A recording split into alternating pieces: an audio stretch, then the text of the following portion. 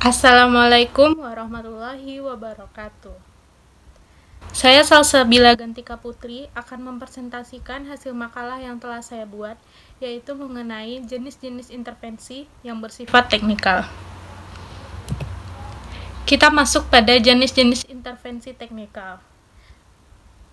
Intervensi teknikal itu terdiri dari 3 macam. Yang pertama ada pengembangan tim kerja, sistem sosioteknikal, dan peningkatan mutu kekaryaan. Baiklah, saya akan menjelaskan satu persatu. Yang pertama itu ada pengembangan tim kerja. Dalam mencapai keberhasilan kekompakan tim dalam organisasi sangat berpengaruh penting untuk mencapai tujuannya. Apakah setiap anggotanya dapat menghasilkan kinerja yang selaras dalam pencapaian tujuannya, atau hanya memecah belah sehingga setiap pencapaian yang akan dituju hanya akan terbuang sia-sia. Maka dari itu, kita juga perlu memahami tahapan-tahapan perkembangan tim, yaitu yang pertama itu ada forming. Pada tahap ini, anggota tim masih mencoba untuk saling mengenal satu dengan yang lain. Anggota tim masih membawa pola pikir dan perilaku lama sebelum dia bergabung dengan tim. Tugas dan tanggung jawab dan serta struktur masih belum terdefinisi dan terbentuk dengan baik. Yang kedua itu ada storming. Karena adanya ketidakpastian dan ketidakjelasan, maka pada tahap ini akan sering sekali terjadi konflik internal tim. Dengan sering terjadinya konflik, akan muncul perasaan tidak nyaman di antara anggota tim. Para anggota tim akan saling berkompetisi dan mencoba untuk mendominasi satu dengan yang lain. Akan muncul sikap yang saling menyalahkan jika terjadi masalah. Pertanyaannya, yang akan muncul pada tahap ini adalah, apa peran saya? Atau siapa yang mengajarkan? Dan siapa yang bertanggung jawab? Tahap storming merupakan tahap yang paling kritis. Tahap storming akan menentukan keberlangsungan sebuah tim. Kita lanjut, yang ketiga itu ada norming. Pada tahap ini, aturan-aturan sudah terbentuk. Tujuan dan struktur sudah jelas dan semakin dipahami oleh anggota tim. Anggota tim juga sudah mengerti tugas dan tanggung jawab. Hubungan erat, kekompakan, dan sinergi antara anggota tim sudah mulai terbentuk. Selanjutnya ada performing. Pada tahap ini, anggota tim mulai menunjukkan performa atau kinerja seperti yang diharapkan, sehingga tim sudah dapat menjalankan fungsinya secara penuh mencapai tujuan. Produktivitas tim mencapai tingkat tertinggi, dan pernyataan yang muncul pada tahap ini adalah, bagaimana cara agar saya dapat menghasilkan kinerja yang lebih baik. Selanjutnya itu ada adjourning. Tahap ini merupakan tahap pembubaran tim. Tim sudah selesai waktu kerjanya dan para anggota tim kembali menjadi individu-individu yang independen. Supaya kita lebih mengerti apa yang akan terjadi dalam kerja tim, saling mendukungan dan saling memotivasi akan sangat mudah untuk mencapai keberhasilan tim. Kita masuk pada poin yang kedua, yaitu ada sistem sosioteknikal. Sosioteknikal system adalah sebuah sistem yang mencari solusi untuk mengoptimalkan dua sistem secara bersama-sama, yaitu yang pertama sistem teknik atau the technical system. Sasarannya adalah untuk memaksimalkan pemenuhan tugas organisasi atau institusi. Yang kedua itu sistem sosial, the social system. Sasarannya adalah untuk memaksimalkan kualitas kerja si pemakai sistem.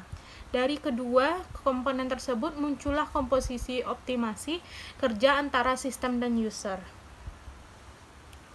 Objek sosioteknikal system, jika kita amati mengapa dibuat sistem absensi, alasan paling mudah adalah sistem ini juga memantau kultur disiplin atau suatu organisasi atau institusi.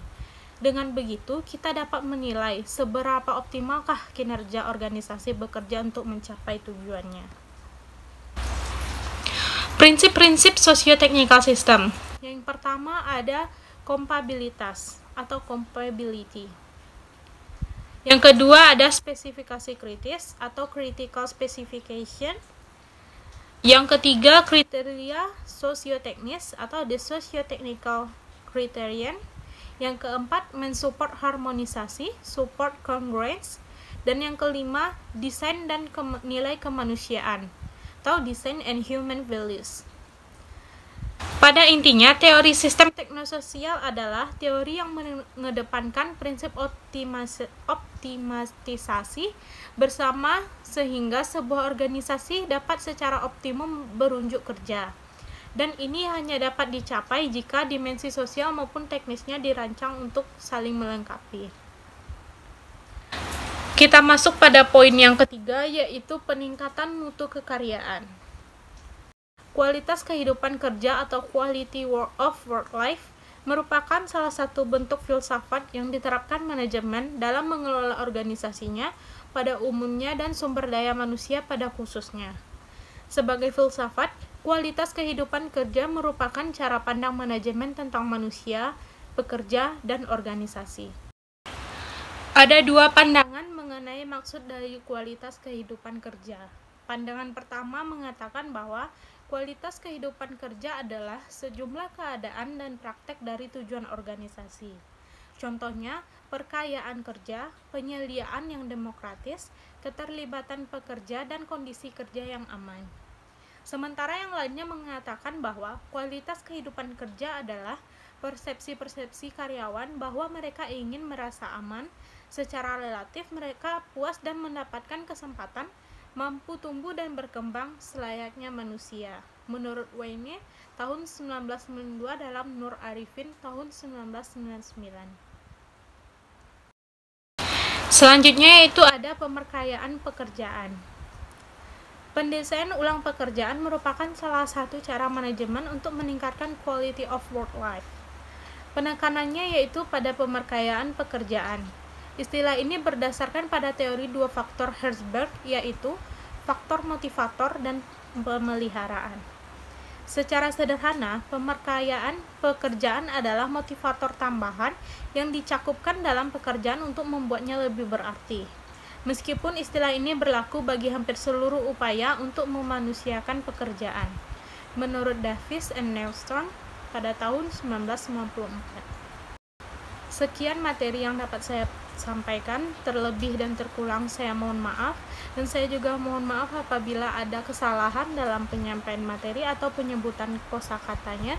Akhir kata, wabillahi taufiq wal hidayah, wassalamualaikum warahmatullahi wabarakatuh.